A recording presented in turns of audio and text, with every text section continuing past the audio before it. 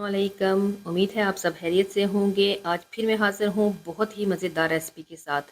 ये recipe specially बच्चों की फेवरेट है और ये है पास्ता। वेजिटेबल पास्ता मैंने बनाया था। वेजिटेबल्स मैंने इसमें ज़्यादा से ज़्यादा डाली हैं।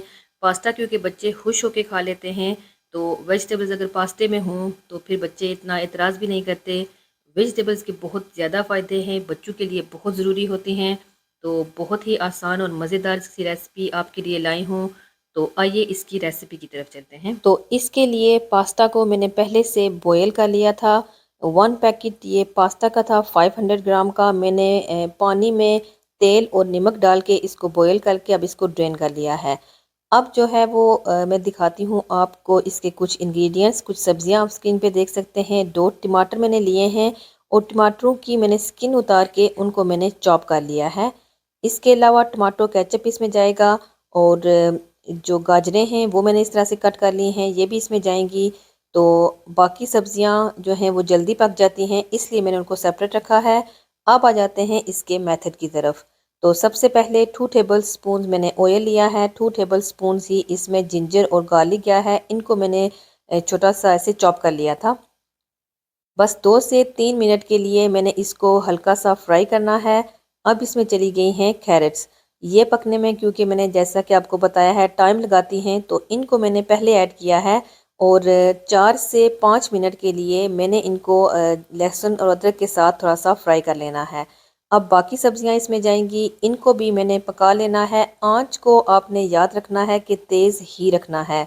अगर आप आहिस्ता आंच रखेंगे, सब्जियां पानी छोड़ देंगी तो ऐसे सौगी सी हो जाती हैं, जो फिर देखने में भी इतनी अच्छी नहीं लगती, कलर भी उनका ख़राब हो जाता है और क्रंची भी नहीं रहती। क्रंची सब्जियां ही पास्ते में अच्छी लगती हैं। तो अब जो है मैंने इनको अच्छे तरीके से मिक्स कर लिया है। बस तेज़ आंच पे हमने इनको अच्छे से मिक्स कर लेना है और बस 3 से 4 मिनट के लिए इनको पका लेना है।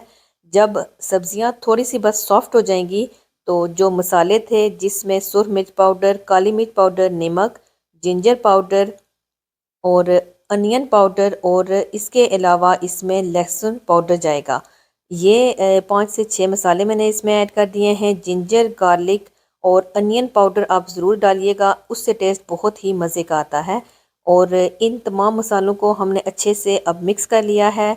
आप जो है वो क्रश्ड जो चिली होती है वो भी इसमें ऐड कर सकते हैं। वो भी बहुत मज़े की होती है, लेकिन बच्चों के लिए क्योंकि मैं बना रही हूँ तो वो मैं इसमें नहीं ऐड कर रही।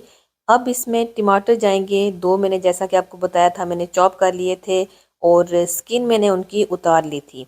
अब जो है वो अच्छे तरीके से हमने इसको मिक्स कर लेना है और अब मैंने इसमें ऐड करना है टमाटो केचप। अब ये इसमें 4 से 5 टेबल स्पून मैंने इसमें डाल दिया है। इसको भी मैंने अच्छे से मिक्स करना है। जैसे ही टमाटो केचप और टमाटो जो मैंने पेस्ट इसमें डाला है मिक्स हो जाएगा, तो फिर हमने क्या करना है कि इसमें हमने पास्ता ऐड कर देना है। बहुत ज़्यादा इस सॉस को हमने ड्राई नहीं करना, ऐसे मॉइस्ट ही ये अच्छी लगेगी और इसी का ही टेस्ट आता है। केचप अगर आप मज़ीद डालना चाहें डाल सकते हैं। इसके अलावा हॉट सॉस भी आप डाल सकते हैं। जिंजर और गार्लिक जो पेस्ट होती है, जो सॉस होती है, वो भी आप इसमें ऐड कर सकते हैं। बिल्कुल आपके ऊपर डिपेंड है। अब मैंने इसमें बॉयल्ड पास्ता डाल दिया है।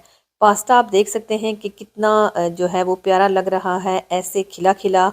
तो मैंने आपको जैसे कि बताया था कि ऑयल और नमक डाल के मैंने इसको बॉयल किया था और जब मैंने इसको ड्रेन किया है, ऊपर से पहले ठंडा पानी डाला है और फिर उसके बाद 1 टेबल स्पून ऑयल इसके ऊपर छिड़क के ऐसे इसको मिक्स कर दिया था ताकि ये स्टिक ना हो। तो अब आप देख सकते हैं झटपट से हमारा पास्ता रेडी हो गया है। यकीन करें बहुत ही टेस्टी है। गरम गरम इंजॉय करें, बच्चों को खिलाएं।